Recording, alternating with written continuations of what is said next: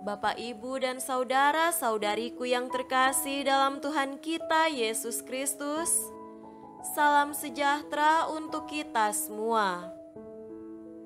Berkat Allah yang Maha Kuasa senantiasa menyertai kita. Hari Jumat tanggal 28 Oktober tahun 2022 adalah pesta Santo Simon dan Yudas Rasul. Pesta kedua rasul ini dirayakan bersama, mungkin karena nama keduanya yang selalu disebutkan serentak berurutan dalam Injil-Injil sinoptik. Dan karena keduanya sama-sama mengalami nasib sebagai martir di negeri Persia atau sekarang Iran. Simon selain dikenal sebagai saudara sepupu Yesus, juga dikenal sebagai saudara Rasul Yakobus muda dan Yudas. Julukannya si Zelot berarti yang rajin, yang meluap semangatnya dalam mempelajari dan menaati hukum Taurat Yahudi. Gelar ini mungkin juga dikenakan kepada Simon karena ia termasuk salah seorang penganut aliran Zelot yang sangat fanatik, berpegang teguh kepada Taurat dan turut ambil bagian dalam pemberontakan melawan penjajah Romawi tahun 67 sampai 70. Kisah hidup dan karyanya sebagai rasul tidak dicantumkan dalam Injil, namun berdasarkan beberapa tradisi, Simon pernah mewartakan Injil di Mesir dan kemudian bergabung dengan Yudas ke Mesopotamia. Dari sana, mereka pergi sebagai misionaris ke negeri Persia, Iran, hingga menemui ajalnya sebagai martir bersama Yudas. Yudas yang disebut juga Tadeus, yang berarti yang berani, adalah saudara Rasul Yakobus muda. Tradisi mengakui dia sebagai penulis surat Yudas, walaupun mungkin ia hanya menyuruh orang lain menuliskannya. Namun Yudas dimunculkan dalam Injil Yohanes pada waktu Yesus mengadakan perjamuan terakhir. Dialah yang bertanya kepada Yesus, apa sebabnya Yesus menyatakan diri kepada murid-muridnya dan bukan kepada dunia. Setelah kenaikan Yesus, tak ada cerita kitab suci tentang karya Yudas. Menurut tradisi, Yudas mewartakan Injil di Mesopotamia sebelum bergabung bersama Simon di Persia, di mana keduanya bersama-sama menemui ajalnya sebagai martir Kristus.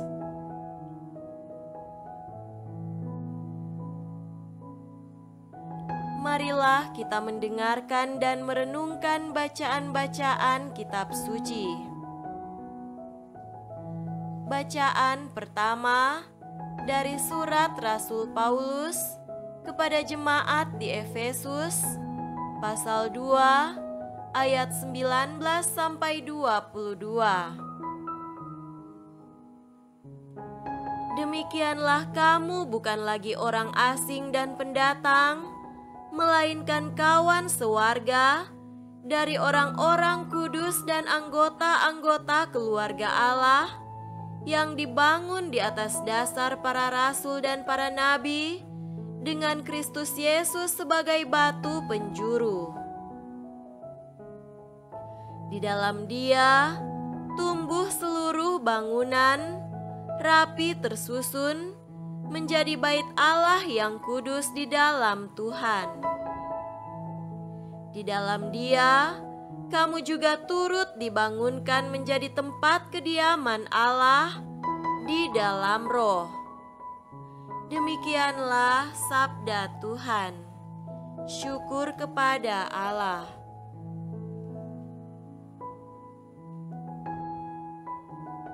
Semoga Tuhan beserta kita sekarang dan selama-lamanya. Inilah Injil suci menurut Lukas. Dimuliakanlah Tuhan. Injil Lukas pasal 6 ayat 12 sampai 19. Pada waktu itu, pergilah Yesus ke bukit untuk berdoa, dan semalam-malaman ia berdoa kepada Allah. Ketika hari siang, ia memanggil murid-muridnya kepadanya, lalu memilih dari antara mereka 12 orang yang disebutnya rasul. Simon yang juga diberinya nama Petrus, dan Andreas saudara Simon, Yakobus dan Yohanes, Filipus dan Bartolomeus, Matius dan Thomas, Yakobus anak Alfeus, dan Simon yang disebut orang Zelot, Yudas anak Yakobus, dan Yudas Iskariot yang kemudian menjadi pengkhianat. Lalu ia turun dengan mereka dan berhenti pada suatu tempat yang datar. Di situ berkumpul sejumlah besar dari murid-muridnya dan banyak orang lain yang datang dari seluruh Yudea dan dari Yerusalem dan dari daerah pantai Tirus dan Sidon. Mereka datang untuk mendengarkan dia dan untuk disembuhkan dari penyakit mereka. Juga mereka yang dirasuk oleh roh-roh jahat beroleh kesembuhan. Dan semua orang banyak itu berusaha menjamah dia, karena ada kuasa yang keluar daripadanya, dan semua orang itu disembuhkannya. Demikianlah sabda Tuhan. Terpujilah Kristus.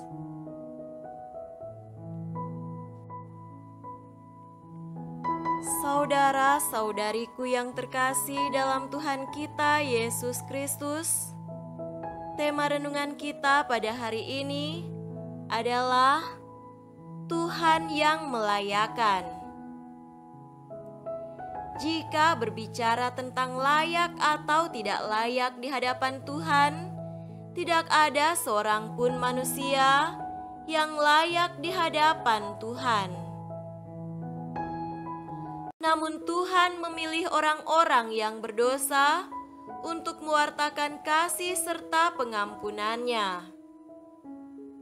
Jadi, Tuhan yang melayakkan manusia, bukan manusia yang melayakkan dirinya di hadapan Tuhan.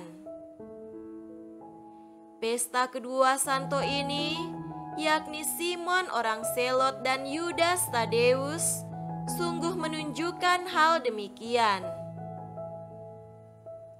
Saudara terkasih, Yesus memilih ke-12 murid untuk mewartakan kasih Bapa kepada dunia. Namun yang menarik adalah sebelum ia memilih, ia berdoa semalam-malaman. Mengapa Yesus perlu berdoa semalam-malaman? Pertanyaan ini juga yang seringkali dinyatakan oleh umat dari agama lain. Mengapa Yesus perlu berdoa jika Dia Tuhan? Ketika Yesus berdoa, Ia bersatu kembali dengan Bapa di surga. Dengan bersatu kembali, Ia bisa tahu apa kehendak Bapanya.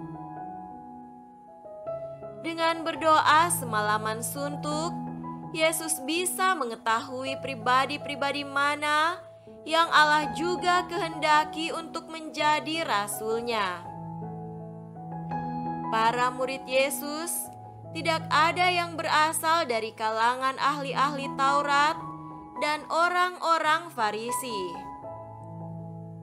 Semuanya berasal dari kalangan yang berstatus sosial rendah pada zaman itu, yakni nelayan, pemungut cukai, pemberontak atau selot, dan lain sebagainya. Pertanyaannya, mengapa Yesus memilih orang-orang demikian? Yesus datang untuk orang-orang berdosa.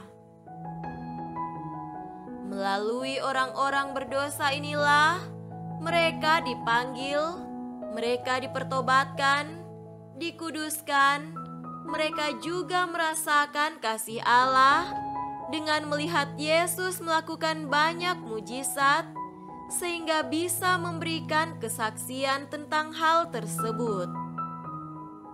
Mereka pun diutus kembali kepada orang-orang yang berdosa sehingga banyak orang semakin bertobat dan mengenal serta merasakan kasih Allah.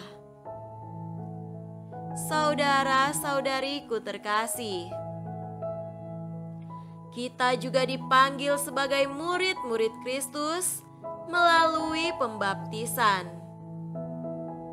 Oleh karena itu, kita juga mempunyai tugas yang sama dengan para rasul mewartakan cinta kasih Allah serta berita pertobatan kepada sesama kita. Maka hendaknya kita tidak malu dengan masa lalu kita yang membuat kita merasa tidak layak. Tuhan yang melayakkan diri kita untuk mewartakan kasih-Nya kepada banyak orang. Kita semua diutus untuk mewartakan cinta kasih Tuhan kepada banyak orang. Semoga demikian. Amin.